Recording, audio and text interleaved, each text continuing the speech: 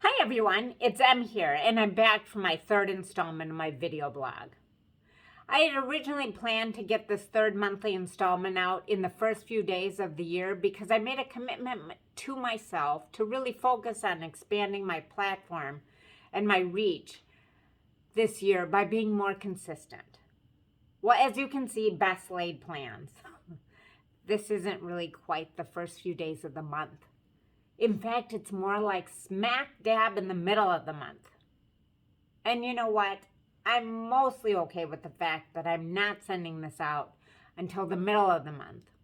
Now, I say mostly okay because there still is that part of me inside that is judging myself as not being good enough for not sending this out in the first few days of the new year. I'm not sure if that part of me that tries to tell myself that I'm not good enough is ever totally going to go away. But I am getting better at not listening to it.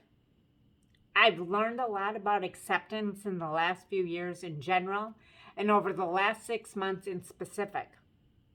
I've learned that sometimes you just need to accept that things are unfolding on the timeline and in the way that they are supposed to, even if things aren't happening exactly the way that you want them to.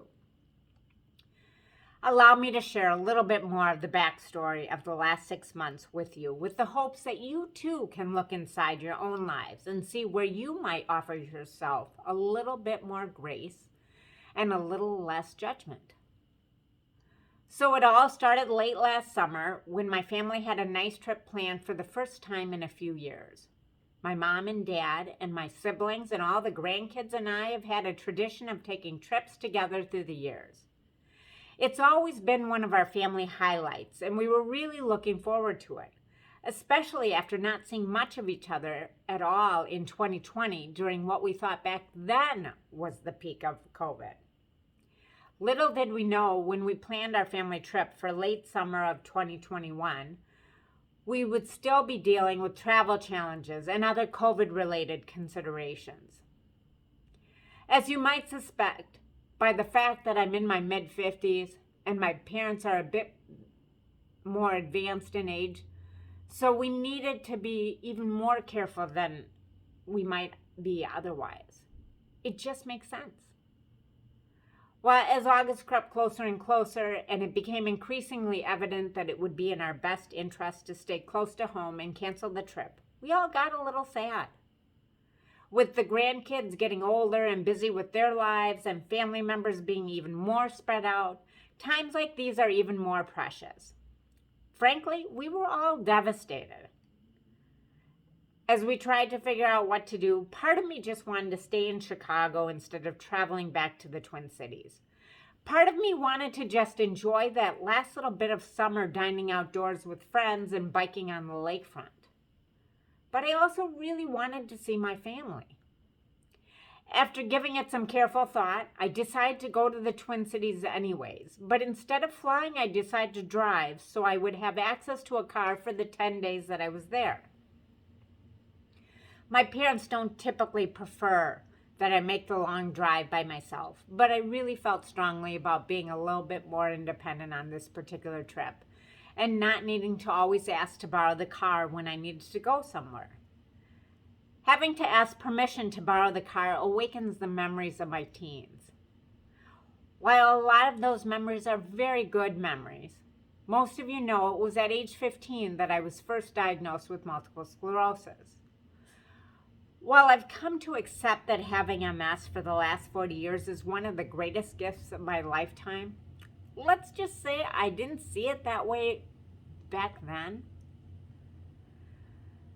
So I wound up driving to the Twin Cities in August of last year and spending 10 days at my mom and dad's and visiting with family. Now, I won't pretend that every second of the trip was easy breezy.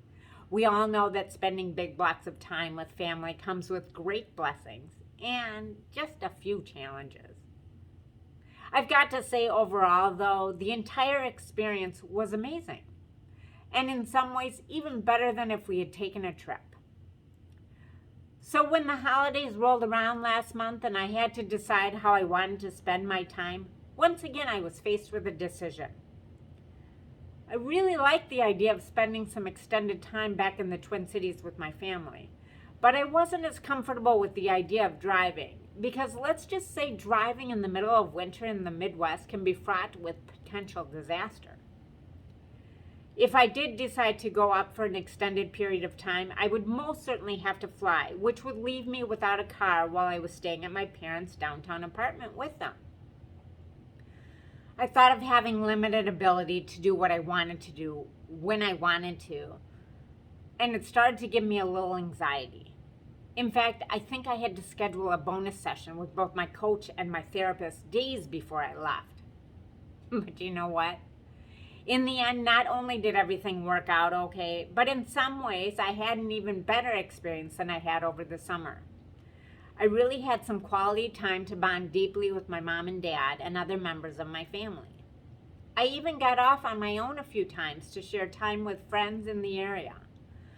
A lot of my fears about feeling trapped were things that I created in my own mind.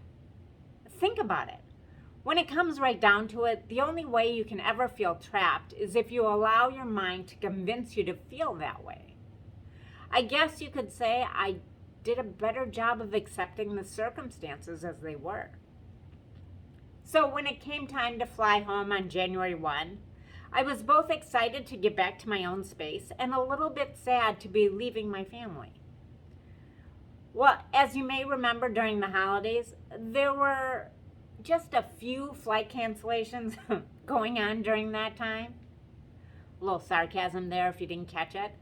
So, when my dad suggested that I extend my stay and fly back when things settled down a little bit, at first I started to panic.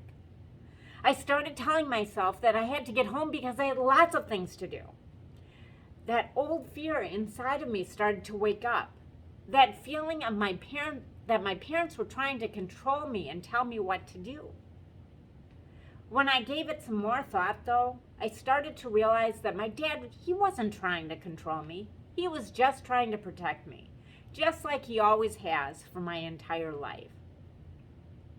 So we called the airlines and we moved my flight back about a week. I spent some more precious time in the Twin Cities with my family. I got a slower start to 2022 than I ever expected I would have gotten. My video blog is coming out in the middle of the month instead of in the first few days. My New Year's intentions are just getting started now instead of heading into their third week. And you know what? I wouldn't trade any of it for the world. I've learned to accept that trying to control things that are out of your control is nothing more than a recipe for frustration. I may be in my mid-50s, but I'm still learning a lot every single year. Well, that's it for my first video blog of the year. I'm looking forward to the year ahead. Please feel free to share this with anybody who you think might enjoy it. Like I said, I'm trying to expand my reach and grow my platform, and I can surely use your help. Looking forward to connecting with you all in the days, weeks, and months ahead. As I like to say when I sign off, ciao, ciao.